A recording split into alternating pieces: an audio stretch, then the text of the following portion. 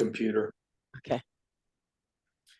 Well, I want to welcome everybody aboard that follows my YouTube channel or my Facebook channel or wherever in the world you are on the internet out there. Good morning, Amy. Good morning. And it is my pleasure this morning as I sit here in cold, freezing cold. It's got to be at least down to 50s today here in California. So forgive me, I'm all bundled up. I know if you're on the East Coast, it's a whole different story. But and Amy's down there in the Bay Area where it's got to be a freezing 65 or something. So we will try to get past the weather. But Amy Wong, and some of you may actually know her husband because he's kind of famous in the Bay Area as a restaurateur. Is that what it is? Restaurateur? Restaurateur. Yes, that's right. Maybe 3 restaurants now, and probably the best food in the Bay Area, and it's a place to die for. But that's another whole story. We can talk later. But Amy, you've just written a book that has been right off the shelves now. I'm finding that it's really a hot thing, and the people that are into what you're teaching, what you're promoting, which is all about life and business coaching and getting communications together and teamwork and having groups work together. It's almost like a textbook for them. I'm sure it follows your program. So yeah. Not giving up much background because I'm going to post all kinds of stuff below. If you look at the text and the comments on this thing, you're going to see you went to you teach at Stanford University. Continuing study. I went to UC Berkeley. That's right. I don't know if that's like the school my wife went to. She says it's a good school, so I'll take my word. Right. Go Bears. BA of all things in mathematics. Yeah. Okay, I only know one other woman that's done that. That's Danica McCallum, who I've known all her life, and her mother, and then she went into acting, right? So you went from mathematics into psychology, which you got a master's in, and now you're out there. I mean, you're working with people like Facebook and Lycan and all these other services and companies there in the Bay Area. That's right. We want to get down to smaller pictures. If somebody's listening to this, and because I'd really like people to read your book because I think there's a lot there. Yeah. What kind of people should be reading your book? What is your focus? And just kind of take us to this process because I introduce you as a life coach, and it doesn't mean much to people.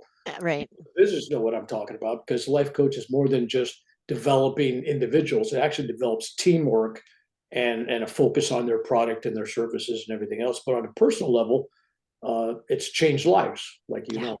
Yeah, that's absolutely right. Yeah.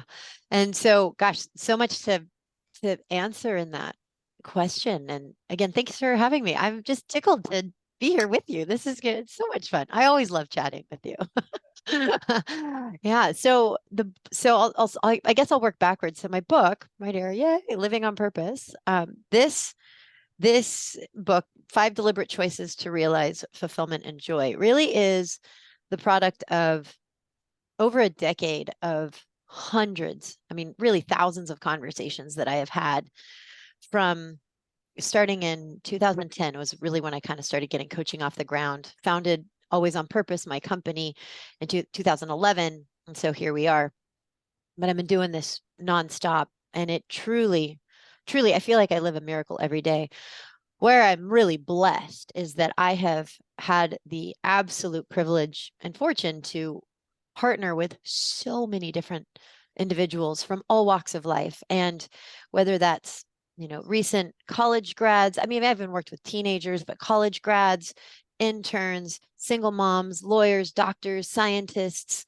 I've worked drug and rehab all the way up till now. I focus primarily with leaders and executives and founders of startups. And I'm because I'm in the Bay Area, and I actually, first part of my life before I started coaching, I worked in tech myself. I worked at Sun Microsystems for 10 years, which seems like forever ago. And, so I'm very familiar with that. So I do a lot of work in tech today. And what I found so heartwarming and just so important to share is that regardless of where you are on your path, whether that's right out of college, whether that's, or you've founded a company, it doesn't matter who you are, what you're up to. What I found is that there are pretty universal themes in the ways in which we hold ourselves back. And started to discern that in all of the conversations I was having.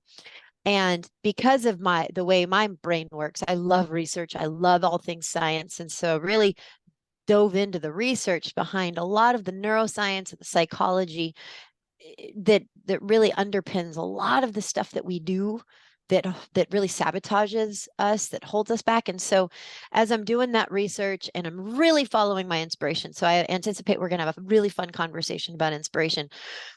I was led into my heart, and my inspiration led me to the field of conversational intelligence. So in 2016, I get certified in this field, which is the neuroscience of communication and trust and all of that. And I'll tell you, Bill, when I learned that rejection as a human experience literally registers as death to the brain, it was as if everything that I had been working through and on, and the frameworks and the mindsets in order to help people through surviving up to thriving, it was like that was the final piece of the puzzle that brought it all together. And it was like, oh my gosh, I have a coherent, congruent, complete roadmap here to take people through. And the truth was, I was taking a lot of people through that transformation. But the challenge is when you're working with folks, you really have the ability to work with one-on-one, or maybe a small group, or maybe a workshop. But what I started doing as a result of my research and my work, it was working. And I thought, oh my gosh, this has to be available to everybody. And it's really, this book is for anyone that knows that the life that they were born to live is just an arm. It's right there. And yet they're not living it. It's just right there. And they know it's not going to take more of what I'm doing now. It's going to take a profound perceptual shift. It's going to take a profound shift from within to really live into the life that I'm born to live, joy and fulfillment. And anyone who's ready for that, that's what this book is about. So I said, I got to write it. I got to write it because this helps people. And so sure enough, I let synchronicity and inspiration kind of guide me through the process. And boy, was it magical and really rather effortless. In the book, I kid you not, it almost kind of wrote itself the moment I knew it was time. And then with all that science brought it together, boom, here it is. And so the good news is that, yes, I was able to translate this dynamic, fluid conversation that happens between people into a book form that can reach I don't want to say all audiences, but most audiences for all time. And it's working. And so I feel overjoyed and blessed that I've been able to do this for others. Well, you mentioned that you found that rejection was a big thing in people's lives, and I'm thinking about my friends in Hollywood. I'm thinking about my friends that have done records and stuff, and I mean, it's like talk about ultimate rejection. In show business, entertainment, right? It's always rejection, more rejections than there are to positive. Mm-hmm. And you're dealing in Silicon Valley where a guy has an idea and there's a lot of rejections. Oh yeah. Oh yeah. So you're working at the top levels and the middle levels, I'm assuming. And yeah.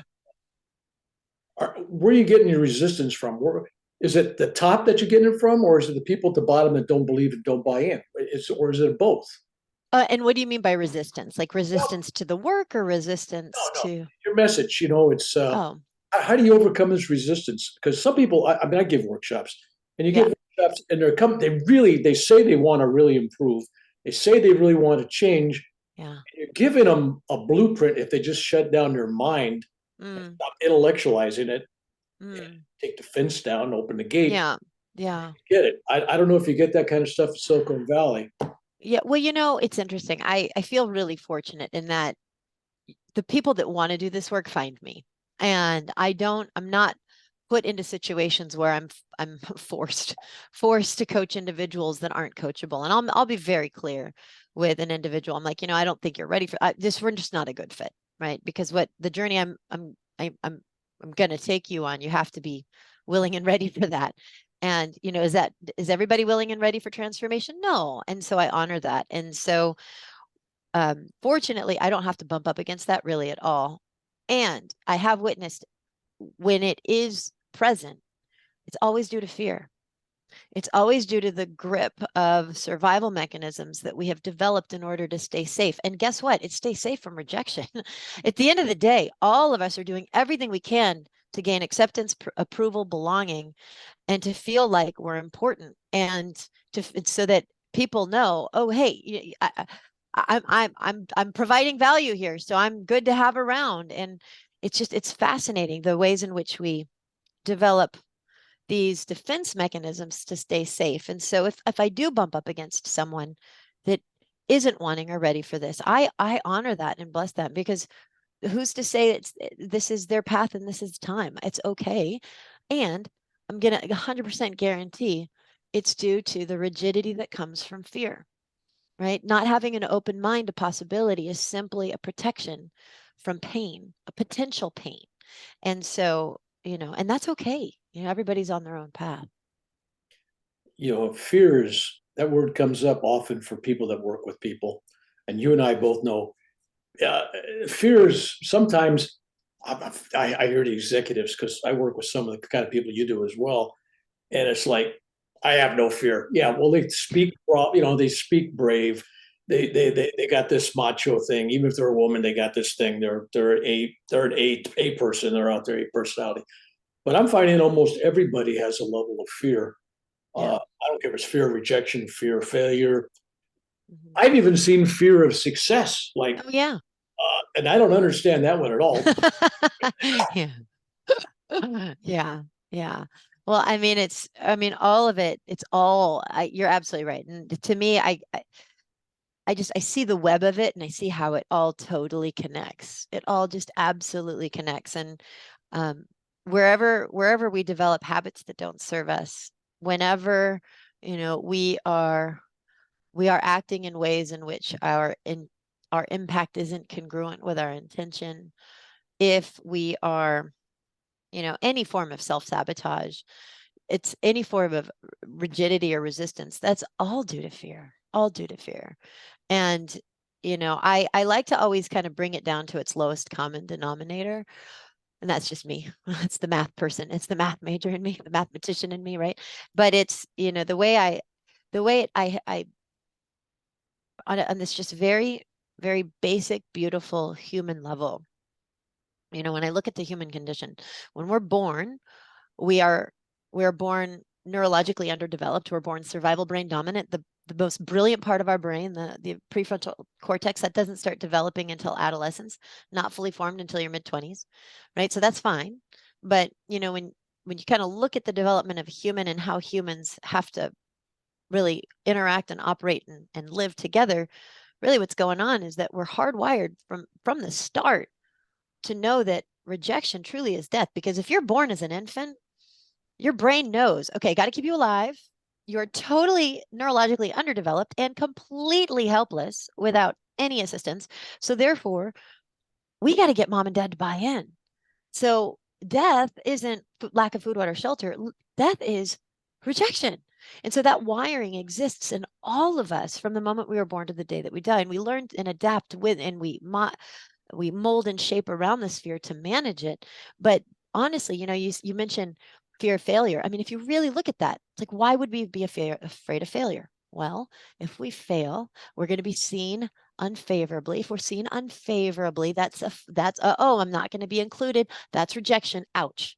Right. And so most things that we can map to are going to map to this idea of not being included, accepted, and with one, and one and the same with one another. And something I teach in conversational intelligence. So this is the stuff I teach at Stanford Continuing Studies and Berkeley Extension, and a lot of work with companies around this, but just it's the neuroscience of trust. And what I love helping people recognize is that, one of the ways that our brain and our body, our brainstem, our whole beautiful sensing apparatus that makes us human, one of the things that it's constantly doing to keep us safe, right? Because that's its job, is to keep us alive. It's to keep us safe. And so on a non-conscious level, the brain is constantly looking out, trying to keep you safe. Now, the brain can't differentiate between environmental threats. So for example, tiger jumping out of a bush, from a colleague throwing you under the bus in a meeting.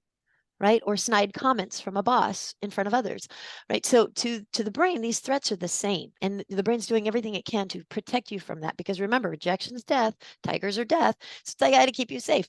And so in order to do that, so the brain is constantly looking out for safety. And what I'm about to share is often a game changer for folks when they recognize this is what's going on. Oh my gosh. But in every moment, right, the brain is kind of looking out for our safety and it's asking 3 questions constantly. And this is below and before your conscious awareness. So you don't even know this is happening. Okay, so subconsciously, here are the 3 questions your brain is asking. First question, am I safe? Do I need to protect myself right now? Am I safe?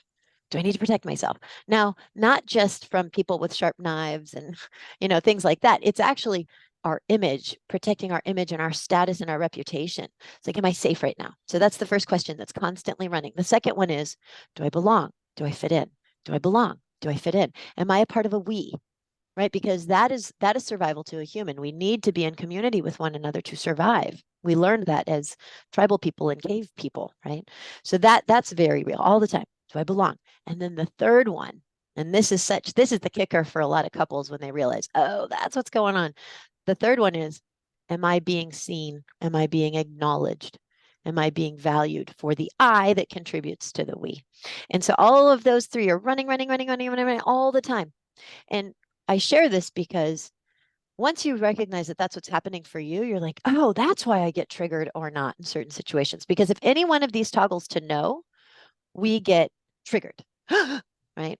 So that's invaluable information. But here's where it gets really powerful. It's when you look out to the world and you see, oh, everybody's brains are doing this. That's why they're acting like knuckleheads over there. That's why they're being so indignant over there. That's why oh, I get it. And so just to heighten that awareness and increase the empathy that we have for one another, it really can be wildly helpful to understand what the heck's going on under the hood. And so this is a lot of the stuff that I focus on, really on a topical level with folks if we want to begin that path of transformation. Because why? Everything's happening in relationship. Everything's happening in interaction with one another. None of us live in a vacuum. So, yeah. What you actually, you're not totally doing this alone. I know you have a company and you have people working with you. I was going to say for you, but I just don't picture you as somebody where people think they're working for you. They're working. Well, so you got that right. So they're working with you. Yeah. And so I noticed that with this book, you're going to be, well, it's obvious you're going to be expanding your reach out of the Bay Area and out of Northern California. Yeah. So I'm anticipating that you're going to be having roots in LA and Denver and Atlanta or wherever you want to go. Yeah. So I'm watching this, like watching this incubator, it's like warming up and all the eggs are getting ready to hatch. So we talked before your book was written, Yeah. and you had this idea and all that stuff, and I encouraged you. And then I thought I was going to give you some help, and then I listened to you, and she's got it mapped out. She knows where she's going. I mean, she don't need how to learn how to swim. She's already on the swim team. So Oh. I'm looking forward to, because I see another book coming. Mm. This was a door opener for you as an author, for your audience, for your message. But a part of me thinks that you want to take people out of the shallow pool and you want to get in deeper waters, meaning almost spiritual transformation. Although in your business you don't say that, but it'll be like that. Yeah. I mean, you're taking them to that never land of mind stuff, and you don't put a label on it. It's not religion. It's not spiritual. Yeah. Just, Yeah. we're just going to go this, well, you can call it positive thinking. You can call it, a visualization. You can call it manifesting, but That's right. you will find a way to sell it. And it's the same idea. Yeah. Listen to a couple of your lectures and things. I think, oh, she's really skirting on the edge here. That, like yourself, or they're in, they're focused on in the box facts, numbers, data, and you've transitioned from math, numbers. I mean, all that good stuff. Mm-hmm. The ultimate. Well, you know what? Math really opens the doors for logic, Oh, reasoning. Which gets me back to this question. Just Yeah. for a second. I grew up in I had those great psychological, spiritual questions that everybody has about sacred geometry. Mm. I used to look at pizza and I go, oh, it's round. That's sacred. It's in a square box, and yet it's served in triangles. Oh, why? So anyway, that's my sacred geometry. Oh my, Um, that's the best thing I've heard all week. but Yeah. I'm trying to figure out how you went from Cal Berkeley Mm-hmm. with math, and they got a heck Mm. of a math program there. I would One think of the best. One of the best. Yeah. second only to MIT, as my friends that went to MIT. So, oh no, MIT's better. Okay, I'll give them credit on that. But Berkeley's right up there in the top 2 or 3. Yeah. So what made the shift to psychology and to this Yeah. conversational elements, and what got you out of the data box? Mm-hmm. Because there's no data for conversation. The stuff you're teaching now is not data driven. No, no, no, no. Feeling, Right. right? Oh, it's completely, it's much bigger than that. But great question. And I get this often because, it's really, it's sometimes dumbfounding for folks. Wait, you went from pure math, and I went to transpersonal psychology. And so it's it's a it's a different kind of study. It's transpersonal psychology versus traditional psychology. Now, looking back, kind of how did this all come to be? Starting at a very, very young age, I was very, very enthralled with all things spirituality, all things consciousness. And my fondest memories are of me when I'm just a wee young little girl, and my mom and my grandma, who are both very metaphysical. And my fondest memories would be going up and visiting my grandparents, and they had a ranch up in Mount Shasta, like Klamath Falls area. And it was always, I just loved going and visiting them, because my mom and my grandma and I would sit around the table. My mom and my grandma would just be totally just pontificating, wondering, talking about just the nature of existence and consciousness and thinking as causative and how we create in the universe. And I just remember being like, oh my gosh, all I want to do is talk about this. And so that fascination led me to start reading about it young. I found Thich Nhat Hanh in 5th grade at the public library and read his book on mindfulness. And I fell in love with just all things mindfulness and started meditating, and went off to meditation retreats in high school. And I really dove into all things spiritual. Now, interestingly, my mind, because I play piano, so I've played piano since I was 4 years old. And there's always that correlation between math and music, because how it helps form the connections in your brain. And that's 100% true.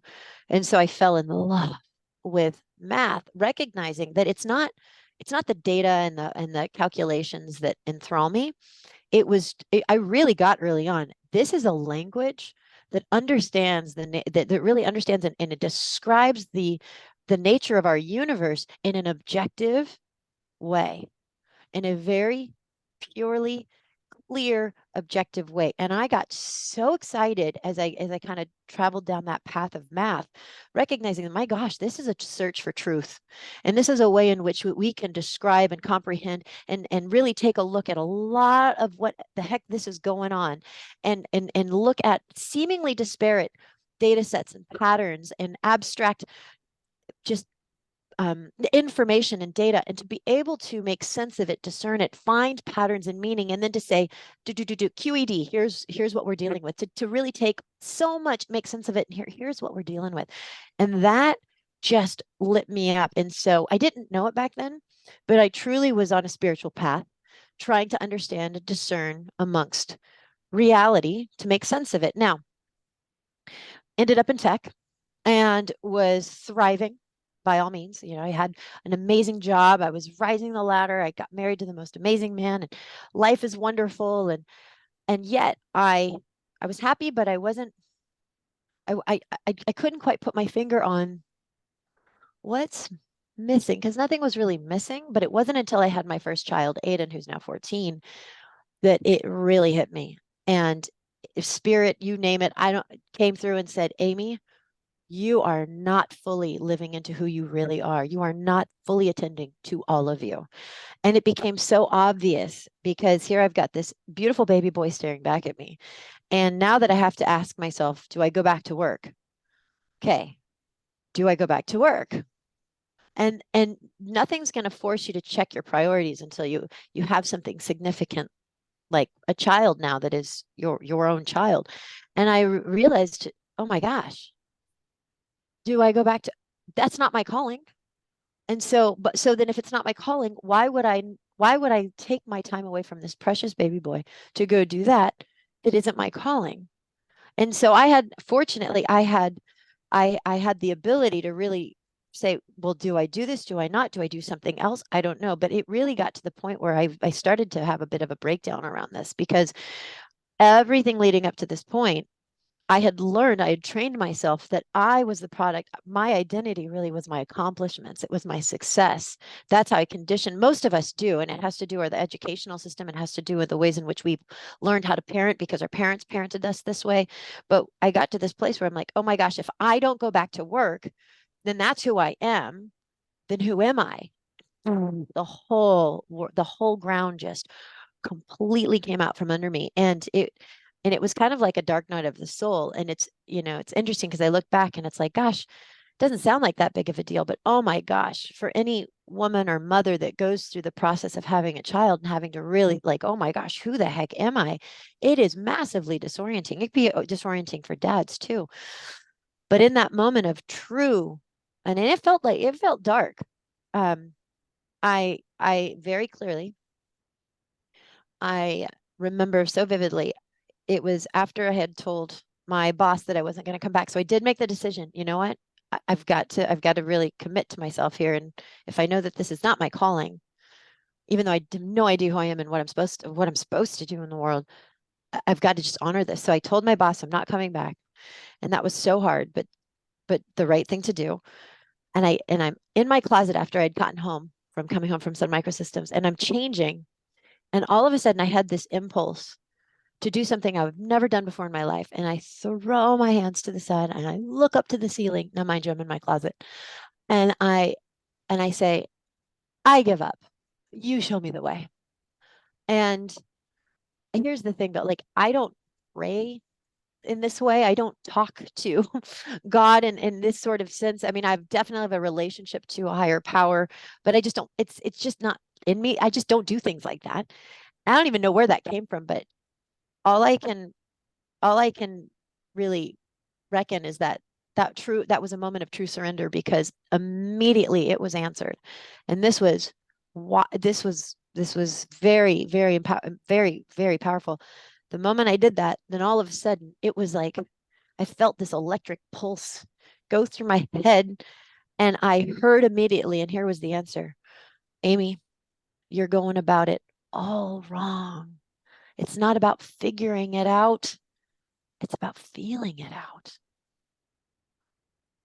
And what was so powerful is that while that concept can make sense, I got the wisdom of that immediately embodied. And it was as if every cell of my body shifted and the veil was lifted from me. And I just, oh my gosh, I see so clearly now. And so the moment that hit, then that meant if I commit to this shift and live by this, that means I now must navigate every moment in an entirely different way.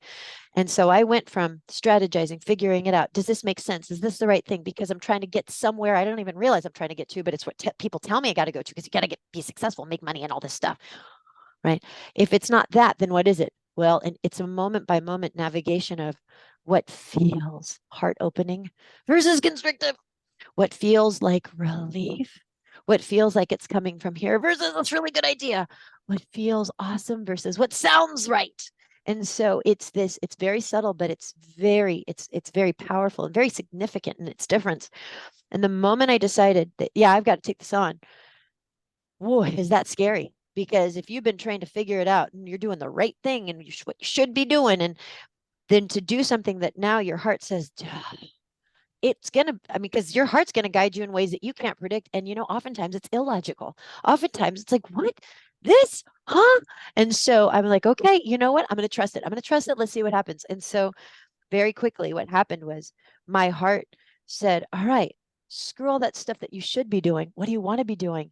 And immediately my heart went to, oh, you want to pick up all your quantum physics books? I'm like, yes, I do. And so I started reading, and I started reading all the quantum physicists that I really like. And I just started immersing myself in back into quantum physics, but really mainly that intersection between science and spirituality. So I'm reading the authors and the thinkers in this area. And it was one synchronicity after another synchronicity after another synchronicity that led me. It was almost as if there was a truly lit path that was like, walk. This is amazing. And but I had to follow it. And I'll tell you, the most delicious and delightful synchronicity. So if I'll just give you some detail. This is so great. So here I am. I'm reading these books, and I'm reading one particular author that I really like. And I'm Aiden is sleeping, my son, and I'm cuddled up on the couch and I'm reading this. And out of nowhere, and so this is what I got really good at, was listening for and acting on, was out of nowhere as I'm reading text, I get this hit. Huh, you know nothing about this author. Where does he live? What's he like? And so I was like, yeah, I know nothing about this author.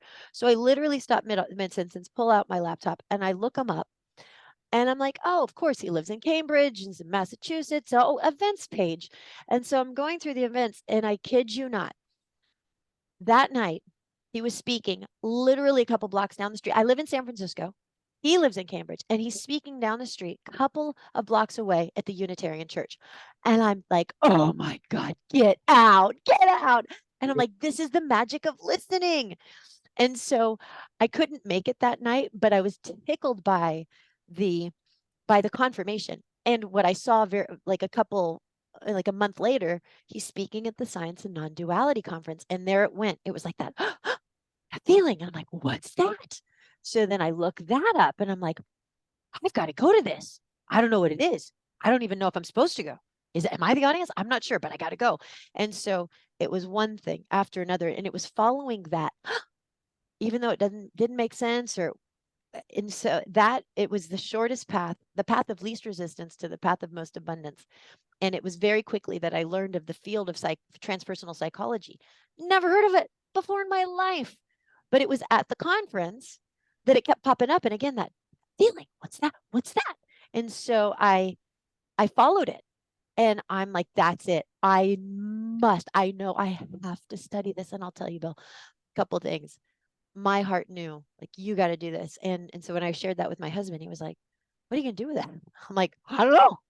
I just got to study it. And he's like, are you licensed for anything? And I'm like, nope. And that's what's great. It'll all work out. And he's like, and God bless the man. He trusts all the time. And he's like, yeah, go forth and prosper, Amy. Sure. And I did. And best thing I could have ever done. And I'll tell you, this is what's so beautiful about having my heart leading me to this, was that this was exactly what my brain needed to balance me out, because this too is a search for meaning and truth. So math is a search for truth, and transpersonal psychology is also a search for truth. This just goes about it the complete opposite. So this is all about linear and logic and it's working with data. This is nonlinear. This is subjective. And so to go through a graduate program, oh my gosh, was that uncomfortable? Oh, because I was so used to this, and this was so weird. And going through that rigorous study, it really balanced me out. And so little did I know that these two together lended themselves perfectly to the field of coaching. And so coaching found me in 2010, and just off to the races we go. And I'm like, that is my calling. And that's how this works.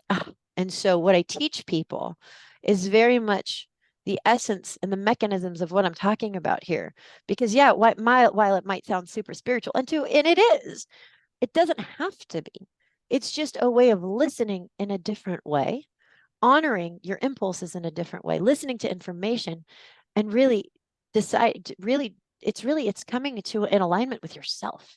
And so that right there is it's a beautiful practice that really reaps a ton of benefits.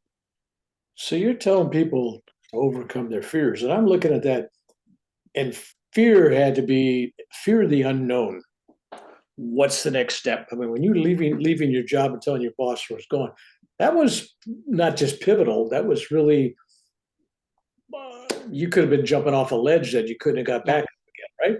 Oh my gosh, I'm glad you bring this up because this is where a lot of my clients butt up against is the wait a minute, but that's not, but what you're doing there, it's not predictable. There's no certainty.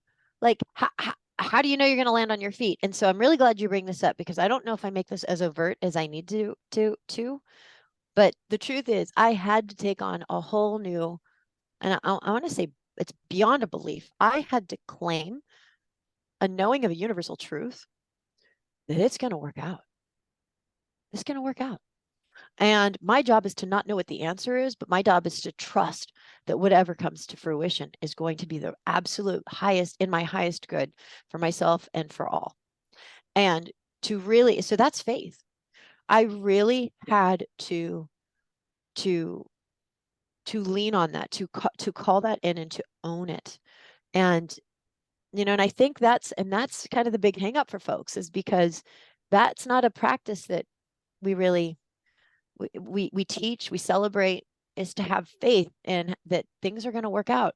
So I have a mantra, and the mantra is it's going to work out and it's going to be great. Because when has it never not worked out?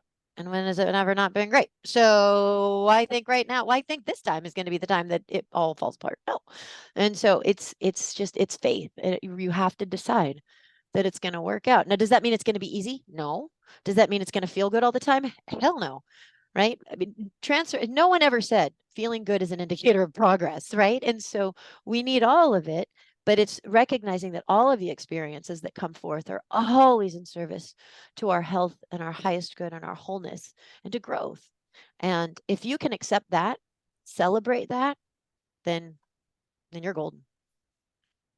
Your task here is kind of like, I reviewed a book last year for a couple of military guys, a couple of ex-Army Special Forces, Green Berets. So the training they go through. Mm-hmm. And this guy, when he gets out, they both got out of the military, and he's going, well, we've spent all this time learning to be comfortable with the uncomfortable, taking it to the painful limits and just doing it, right? Yeah. So he wrote a book for business people. And he goes out and he lectures people about be comfortable with the uncomfortable, because if you're not comfortable with the uncomfortable, you're never going to make any progress. You don't. Mm-hmm. So I look at what you did as one of those. You were going to Green Beret training. I mean, it's like life or death, right? It's like I'm jumping off this cliff, and I know that maybe there's water below, but I'm trusting something's going to happen, right? Yeah. You're literally working without a net. Yeah. In fact, there's a new area in your life now where you got an expanded staff, you got things going, and now you got your book out. I mean, you can't sit there and write, here's where I'm at next year, but a part of you deeper does. Yeah. I mean, the part of you deeper goes, well, it's moving wherever it's supposed to move. That's right. That's right. That is right. And I trust that because what I'm so in tune with what I truly stand for and why why I'm here, which is I know, and I knew this as a kid, like I am here to really be of service to humanity and move us along and raise the vibration of consciousness to help wake people up to what's really true about who they really are.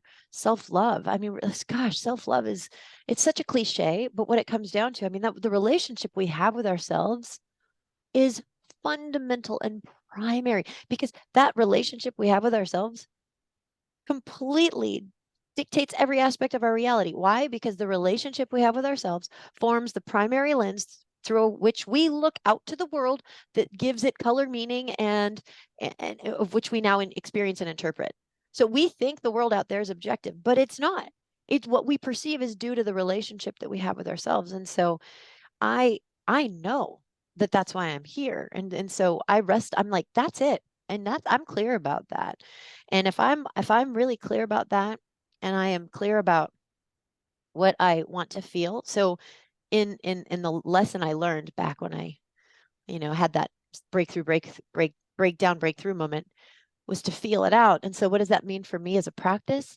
I'm always very clear about what is it that I want to feel. Not so much what do I want to see, but it's what is it I want to feel as I move forward. Because what I feel now is great. And guess what? It can continue to unfold and evolve. And so as I move into the future, knowing why I'm here, it's like, well, what do I want to feel? And so if I'm clear about that and I'm clear about what I stand for, then I just let inspiration guide me in the most magical way. And I just let go of, I just let go. I'm like, okay, great. Okay. Like this is emerging. This is wonderful. And it feels so fulfilling. It drives people nuts though, because I get met with, what's your business plan? What's your 5-year goals? I'm like, I don't have them. I'm like, I don't even know what I'm going to eat for dinner tomorrow. Like, like 5-year goals. But I can tell you this, it's going to be amazing and it's going to feel great and I'm going to be of service. So what more could I want? Oh, Well, we're on total agreement. I'm listening to like my feminine side here talking, uh, because, and you're going to come to my workshop at Berkeley when we put one together. yes, that's right. But basically, my whole thing is, um, you want to heal your world, you want to heal others, you want to change it. No, change you, heal yourself, love yourself, forgive yourself, and ultimately be grateful for everything you have, which is a lot of people Yes. got that message. But I add new elements to that. But basically, as you see the world, it really is seeing it through your eyes, Mm-hmm. your experiences, Mm-hmm. and the fact that you were young and made all these changes, you didn't have a history to hold you back, because there's some people who've been through a lot of failures, Oh yeah. a lot of, you know, Oh yeah. and so you started like a child taking the first step. Yeah. Walk, if you fall down, that's okay. You laugh, get up and walk, right? Yeah. So Yeah. I'm looking at this and the workshops you're giving to others, because you're going to have people come to those workshops, and you probably have already experienced this. There's women that go in there and they're weighing and balancing their career Mm-hmm. in a very corporate, Yep. macho, male dominated world of engineering and science in the Bay Area. Very hard on women. Uh, what is their role and how can they change it? By becoming more like men is not right. There's a female energy, a feminine energy that needs to Right. be added to this mix. And I'm Right. glad you're out there mixing this. Oh, thank you. Thank you. Well, I thank you so much. And it does feel like an honor and a privilege. And, and what it's really, where it starts and what it really is most important is it's really about helping people come back to themselves, about what's really true. And how do we navigate from truth, from self-love, and then letting one's own inner wisdom guide them on the path. And that's it. Yeah. If you had some advice, okay, you go into a workplace and obviously you're trying to make them better workers and better team Mm-hmm. players and all Mm-hmm. that. Well, there's a part of that that they can take home in their personal relationships. Do you does that you see that overflow? Oh, Give me feedback on you that. know, a- absolutely true. And so in truth, actually, one of the reasons why I I moved into this realm, you know, where I'm now focusing more on leaders and executives is my heart and my head recognized, I can help a lot more people if I can start to shift people that have a lot of influence. And so if I can help people of influence, then there's a tremendous trickle down effect. And so, I feel very fortunate because I have that relationship with companies like Salesforce and with LinkedIn and all of it. And what we can do is we can start to change kind of the culture by virtue of helping these leaders that have a lot of influence to live into a lot of the transformation that we're talking about, the insights, the the practice to really come back to truth. And so, yes, and so that's why I'm focusing a lot on corporations and business in this way. And you're absolutely right, because the moment you start to shift your lens, your world changes. And here's the best part, when you really do the work to come home to yourself. And that's going to mean so many things to so many people. So please let it be unique when you hear that, like to come back home to yourself. Now, what I mean by that is to truly claim a knowing yourself as whole and complete, worthy and deserving and enough. That unconditionally, That is the epitome of that's unconditional love. And when you do that for yourself and you genuinely learn to practice living from that. Now, can you stay there all the time? No, but you can learn to stabilize here. And when you do that, because your relationship now is in truth, your lens is clear. And so when you look out to the world, naturally, everyone you see now is someone who is whole and complete. Now, does that make them perfect? No. Do you see their survival mechanisms? Yes. Can they be annoying? Of course. But you don't take it personally and you see the truth. And so you see things as they are, which means you are, when you know yourself as whole and complete unconditionally, now stuff outside of you is not threatening. Nothing's not evidence that you're not good enough. And so now you're not quick to trigger.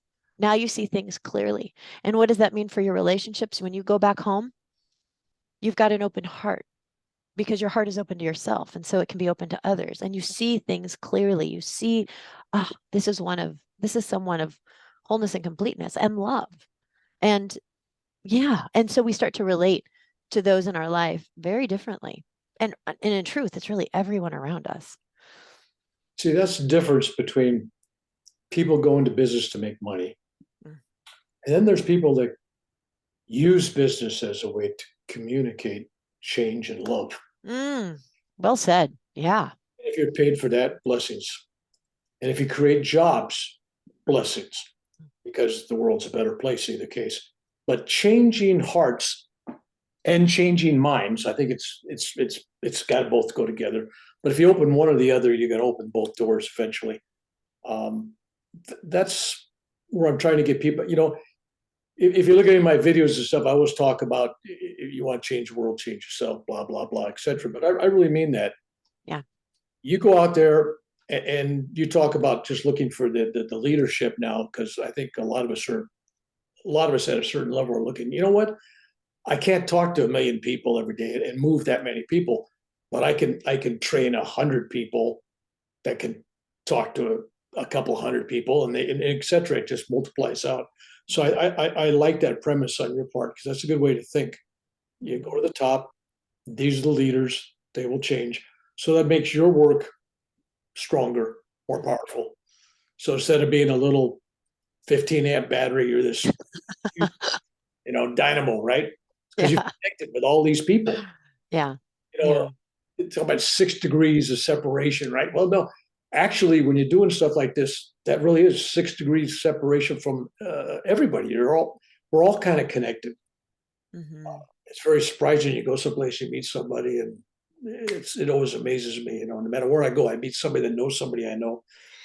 That's right. It is pretty magical when you think about it. Now that you got a book out there, what's going to happen to you? Like just from personal, because I got books out there, and all of a sudden I'm on an airplane and I'm walking down the aisle and I see somebody reading my book. I go, nah, don't that. That'll bother me. Anyway, it is an honor to talk to you. I'm looking forward to meeting up with you in person in the Bay Area. Yes, we're gonna have fun. Mm-hmm. And I'd like you to at least hold up your book again and let us know. Title. They can get this, I assume, on all places you can get books. That's right. So it's Living on Purpose: 5 Deliberate Choices to Realize Fulfillment and Joy by Amy Wong. You could go to my website, which is Always on Purpose, and find out more there. Just click on book. But yeah, Amazon, and I did the Audible, so I got to narrate, which is great. So if you're an audiobook person, you can get the audiobook. There's an ebook, there's the hardcover, but truly it's anywhere that books are sold, the book is available. Well, the audiobook for people in Silicon Valley, the Bay Area, and LA, it's commute time, and they all got an audiobook on. Yes, that's right. And so blessings to you. And I'm looking at next year. You'll probably have another book out next year, expanding your reach. But those people around here that are lucky enough to attend any of your workshops or your classes, you get continuation classes. Yeah. I think they should reach out and touch them. But it's been my pleasure to talk to you. I hope people get the gist of why I did this, because people go, well, you usually bring, guru type people on there, usually talk. But I sense that we really are. It's just they haven't fully recognized it yet, because this is kind of blending into the normal. Yeah. People are getting normalized by things that they weren't in 1940s and 50s when I was young in the Bay Area. My aunt owned a health food store in San Francisco. First health food store had a juice bar. You go in, and Jack LaLanne would be there to help promote products and everything. That was like 1952, 53. I mean, that was like a big deal, right? Wow.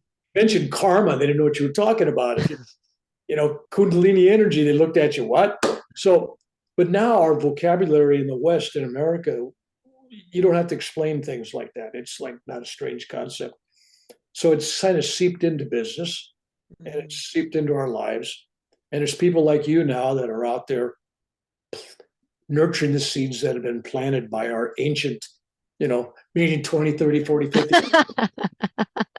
You know, Yeah. you're reaping that. And Yeah. so I'm looking at you thinking, for another 50 years of out there pushing, piece of cake, you'll do it. Oh, thanks, Bill. Well, folks before me, before us, have been paving the way, and we're fortunate to be able to carry it on. Yeah. What was interesting is, speaking of that, I was watching a YouTube video the other day, and the guy was talking to some kid or something, and he's going, they go to talk about his grandparents and his great grandparents. He goes, how many people it takes to make you? And the kid just looks at grandpa and goes, well, what do you mean? He says, well, it took my parents to make me, and it took your mother's parents to make her, and then us together made you. But how many other people were involved? Like you had, 4 sets of grandparents before that, and great. And he goes, if you just go back to the 12th grandparents, you're talking 4,800 people create you. And Wow. think about all the genetics and all that happens. Mm, mm. I mean, for you to be this unique individual, any of those 4,800 people being different, Mm-hmm. it would not be you. Mm-hmm. That's exactly right. That is exactly right. It's really a miracle, and it's just honestly, it's baffling when you think about it, and it's just so natural at the same time. I'm a, Yeah. I'm a real believer in the physical. Everybody, physical DNA, but I'm saying there's a spiritual DNA Mm-hmm. that also follows a family, where you could take a family, they're Mm. all criminals and always have been. And you see this, Yeah. every generation, and then you go to some saintly the family's just saints, right? Yeah. I know that you've got 2 beautiful children, you got a beautiful husband, and I'm looking forward to their contributions down the road. Oh, thank Blessings you. and peace to you, and thank you for sharing your time with me today. Oh, been a pleasure. Thank you, Bill. God bless.